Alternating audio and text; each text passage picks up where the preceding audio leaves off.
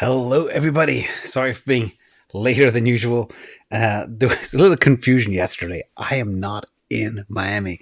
I had a conflict, and it's a good thing I wasn't because I had a pipe explode at the house, and that type of stuff gets in the way of life sometimes. But anyway, we are alive and well, and today there was so much to cover in the actual show that I'm not going to be able to get to it all, but I have extracted all the best parts that you need to know. So let's not waste any time. As usual, brought to you by kombucha today. So I may have trace elements of alcohol. Let's jump in. Channel, as you know, is about math, money, and freedom. And there was some good information pertaining to all of those in the conference today. So, and of course, who cares? Not investment advice. But this is day 2 of the Bitcoin conference in Miami today, April 7th, 2022. Even if you watch this a year later, it still has so much information that's relevant. So we had a little bit of news on the nation states.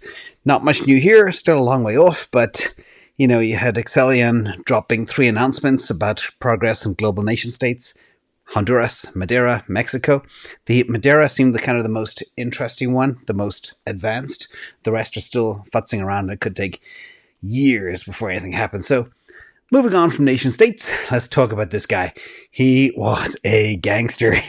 So first of all, I love Peter Thiel. I've known him for a long time, not personally, bumped into him about 22 years ago.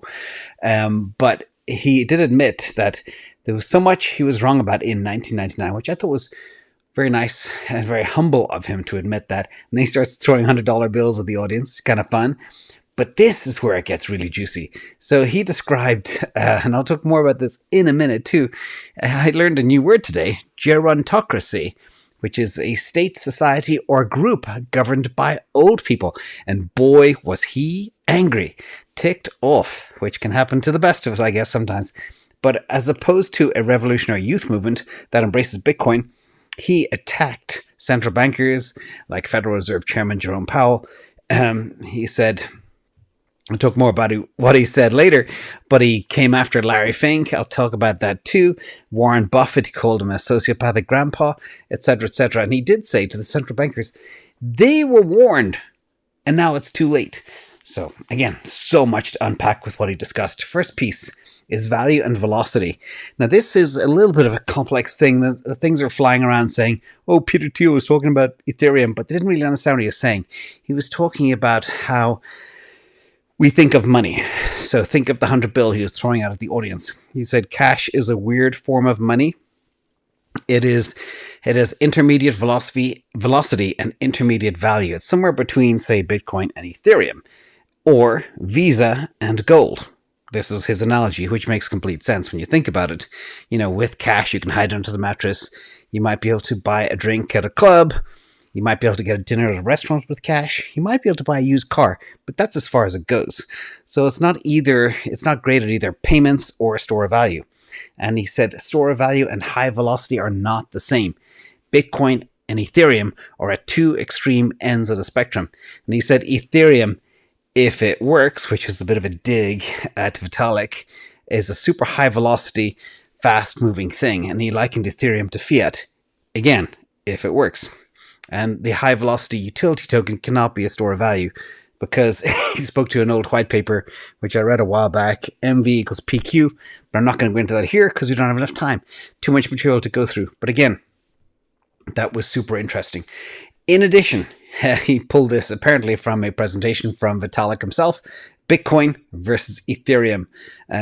What's in your pocket would probably be a kind of analogy. But anyway, more importantly, he took a step back and talked about relative market caps, which is near and dear to my heart. That's one of the ways in which I look at appraising undervalued assets.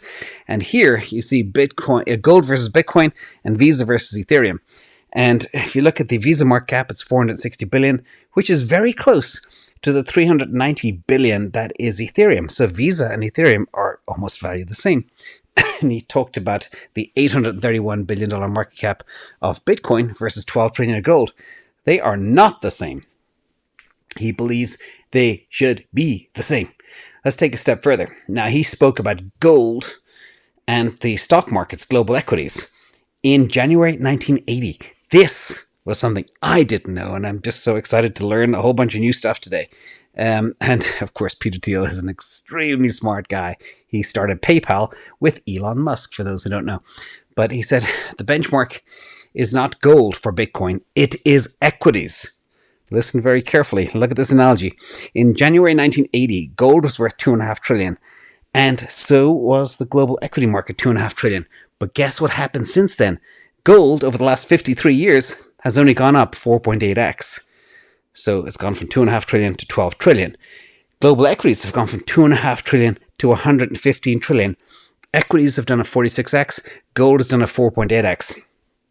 Again, what's in your wallet? But even more importantly, he said Bitcoin will do a 100x from here. And that's similar to what we heard yesterday. A 10x and then a 10x from Mark Yusko. He said the same thing. But he did mention as well, your fiat will be worth a lot less. So watch for that debasing factor as we go forward. But that was interesting. Now, the other thing that he talked about was Bitcoin is the most honest market on earth. And Bitcoin tried to tell us something. This is a map of Bitcoin price versus inflation. And he did point out that Bitcoin has been a little bit underperforming. But you could see that Bitcoin was on the rise before inflation was on the rise. And he believes this was like the canary in the mine to indicate there are problems. He talked about central banks being completely bankrupt, and we are at the end of the fiat regime. Wait till you hear the stuff from Saifedean at the end of this presentation. Mind-blowing. And he said central bankers should be grateful. This is the last warning they are going to get. Boom. So he's full on Bitcoin bull. He also, this guy is priceless. He asked, why has Bitcoin not hit 100,000 yet? He thinks the problem is the legacy investors, this, what do you call, gerontocracy. And Fink, his problem with Fink is he hasn't allocated to Bitcoin. And he believes that's a political choice. And he talked about Warren Buffett, Bitcoin being rat poison. I don't own it, and I never will, etc. But for it to succeed, we have to identify the enemies of the movement who otherwise could stop us. And this is the enemies list. And he spoke about, again, other cool things like ESG movement is very similar to the CCP. Again, a whole bunch of, he was just gloves off, going bonkers. Let's move on to Jack Mallers. This is probably the most anticipated session today. And Bitcoin world was waiting for an epic drop akin to El Salvador last year when it got very emotional and cried on stage. But they were disappointed. Now I was watching as his presentation was going through, and right when he finished, Bitcoin price tanked. It fell about $500, $600 in minutes because people had higher expectations. But it's not all lost. First drop is they did announce an official partnership with Shopify, and Shopify has been very pro crypto for years. No biggie there. Cash App integration with Strike and Shopify, I guess. No 3% fee. Great news for merchants. We'll talk more about what that means for other merchants too and how it all ties in. Mahler's second announcement is they partnered with Blackhawk. Blackhawk is one of the largest alternative payment providers in the world. 400,000 stores, 37,000 partners. Again, big deal. Most people don't even know what Blackhawk is. Unless I have a Blackhawk router, believe it or not. And the third drop was NCR. This is big. This is the world's largest point of sale supplier, and Strike partnered with them. Again, huge organization. Everybody, most every big retailer runs their stuff through NCR. So think McDonald's, Walmart, Macy's, Bed Bath & Beyond, Home Depot, Safeway, all the American brands that I know. You walk up to pay, you'll see their little box on the counter. But there's more. Now, my conclusion is this. It's not that people were expecting Apple, etc., but this is big. And I do expect Amazon have to move next. And I believe Strike will partner with Amazon one day because the 3% loss of fees is not sustainable and it's hurting Amazon and they don't like it. And I tweeted as well, right on this news, right after he finished his presentation. I said, the world's not happy with Jack Mallers' announcement because everybody thought it would be Apple now. But the world doesn't understand that this accelerates merchant game theory. Amazon, Apple, Oracle. Oracle is also a big manager of POS systems. They need to embrace or die because this 3% is not sustainable. This is huge. This will have a huge impact. Not that everybody's going to rush out and spend all their Bitcoin, but it will open up a brand new world and a brand new rail for the world as we go forward. And it will accelerate adoption like we have not seen before. So, little news about Cynthia Lummis. She is a US Senator from the United States. She came out with some very kind things to say about Strike 2. Obviously, it was a press release pre-done, but he said it protects consumers and empowers individuals and small business. Again, Cynthia is extremely pro-Bitcoin, and we need more leaders like that in our political realms as we go forward. Now, I'm going to pull out some little snippets that I thought were interesting from a couple of people. One is Ricardo B. Salinas. He was on bonds, and I love this. He said, the best thing that you can get back is $100. That is, if you buy a $100 bond and you take out the debasement of the currency, the best thing you can get back is $100. It's so simple in the way he eloquently said it, and I loved it. And Foss said, I love this guy. Second of all, like we discussed yesterday, hyperinflation hurts two types of people, older people and poor people, as they do not have assets. They hold cash. It's very interesting because Saifedean Ammous says something very similar as well. Greg Foss, he came out saying Bitcoin is hope, Bitcoin is freedom. I've been saying that for years. I love that people are beginning to say that as well, which is cool. And he said, as I've also said, and him and I agree violently on this, it's mathematically impossible for governments to stop printing money. It just can't happen, which is great. Now, Dan Tapiero, he said, this one was also a good one. If any of you are worried that you are late to this Bitcoin party, only 2 to 3% of the world have a Bitcoin wallet, and we have at least another 10x from here over the next 10 years. Again, translating that $500,000 Bitcoin in the next 10 years, easy in the bag at least. And Dan is very, very conservative. He also said a very nice little saying, which I heard years ago, but I forgot to mention it again. He said, it's never too late to do the right thing. So those who think they're late to the party, don't. You're not. Cathie Wood came out with a bunch of cool stuff as well. So these are some of the key quotes, and then a couple of other things that I just couldn't fit on the slide is, when I hear win-win, I don't believe it, but Bitcoin is a great hedge against inflation and a great hedge against a deflationary bust. Boom, win-win. For her to say that, her and I have been on different sides of inflation versus deflation for a long time. She's beginning to come around, but there will be deflation, but it's going to take another year or so, 2 years before that happens. Second thing she said she anticipates roughly 2.5% of all institutional assets will be allocated to Bitcoin in the coming years. I can't even begin to express how big that is. Forget MicroStrategy, etc., but 2.5% of all institutional assets will be monstrous. We are talking 2.5% of over $300 trillion. Huge. I could run the numbers, but they're too mind-blowing to even think about. And she said her 2030 target is $1 million for Bitcoin. She also noticed, which Michael Saylor did as well, they were on the stage together, a radical shift in the way politicians have approached her about Bitcoin. Not like in private. Their politicians are coming to ARC looking for advice as to how they can work going forward. She also talked a little bit about 70% of Bitcoin being in long-term hodlers' hands. And she talked about it as like a community. And said it's going to be a nice ride ahead. She expects also an explosion of developers focused on the network. And as I always say, follow the developers. That's where the action is going to be too. So Michael Saylor, they were on stage together, as I mentioned before. He said technology will accelerate. He also said capital markets are embracing crypto more. He's getting calls from people who want to help him. He never had that when he first started buying Bitcoin. And he said the President of the United States directed every government agency to investigate this new asset class and embrace it. And he said that has never happened before. And this is part of the Joe Biden executive order, which signaled greater regulatory acceptance in the future. Basically, this is a new asset class. Investigate it, learn about it, accept it, make it work. So he said that was extremely bullish, and a lot of people aren't talking about it enough. Okay, next one. This is probably between Thiel and Saifedean the most value. Now, first of all, he came out and spoke about inflation and how the world is losing $14 trillion a year. He said the fiat costs are an absolute catastrophe for its users. I like the way he describes fiat users, people who hold fiat as users. The fiat money expense dilution of 14% per year. Your debasement, your loss of purchasing power is 14% per year on average over the last 60 years.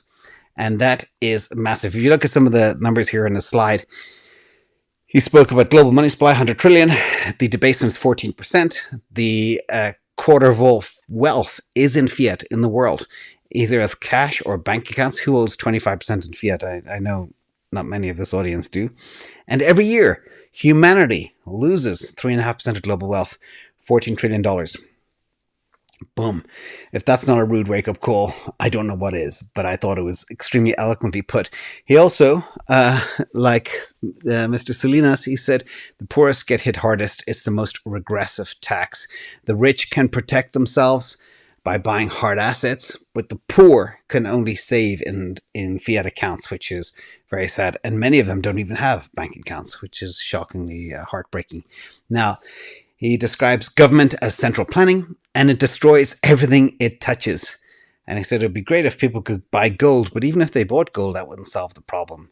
And it was just a complete barrage of attacks. He also said it distorts and destroys, I mentioned that already, and the world would be better off if fiat parasites just took their loot and put it in gold in a bank in Switzerland. Boom. Hard hitting. This piece, though, was really interesting, and I kind of thought, I know his books and everything else, but the way he positioned this, he called out fiat foods. Eat our sponsors' industrial waste instead of what your ancestors used to eat. Now, this is kind of funny of how big food and big pharma control big government. That's it. And it's so blatantly true. It's shocking. And he talked about the government forces people to use pre-industrial technologies like windmills, and he believes 6th century technology is an inflation cover-up. Live like a peasant and think it's better. Sounds a bit like WEF stuff going on as well. So that was interesting food for thought. And it was like, yeah, it's correct. And then he spoke about wars under fiat standard run longer and are more deadly. And again, a little bit of the history of the world. But the greatest tyrants in history run on the fiat standard. And they don't want to lose control of the money supply, because that controls the people. And that gives you power to do a whole bunch of stuff. So really heavy-hitting stuff. Super interesting. And then he spoke about Bitcoin. Bitcoin being a machine that allows us to secure savings. It's outside of the political system. It is outside of war. It is a driver of peace, as I discussed as well. And he also said we spend more money on machines because they help. They help build effectiveness and efficiency in our lives. Bitcoin is just another machine. Yes, it conserves a lot of electricity, but it saves a huge amount of costs. When you back in the loss of fiat to the savings of Bitcoin and the savings of the fiat banking system and everything else, the speed and efficiency and safety, it's easy to justify. And finally, this is the final point of day 2 of Miami. And there's a lot of stuff to go through, and I hope I didn't ramble on too long. But this was the slide. The old gerontocracy, fighting against the youth. Who do you want in control? He spoke about the virtue signaling and the hate mongering, the hate factory of all these guys versus this uprising movement that is driven by Bitcoin. That was from Peter Thiel, and I thought it was super interesting. So everybody, hope you got something from this. Hope you learned something in these 19 minutes. Thank you all for being here. Big thank you to Jeff Hammer and Preston and all the moderators out there. Thank you for keeping safe. We'll do this again tomorrow, and I'll see you first thing in the morning, and then I'll do day 3 summary at the end of the day. So I was invited back to Crypto Banter, and I'm on Crypto Banter with CTO Larson. So we'll be there answering questions. See you all later. Thanks again, everybody. Have a good night.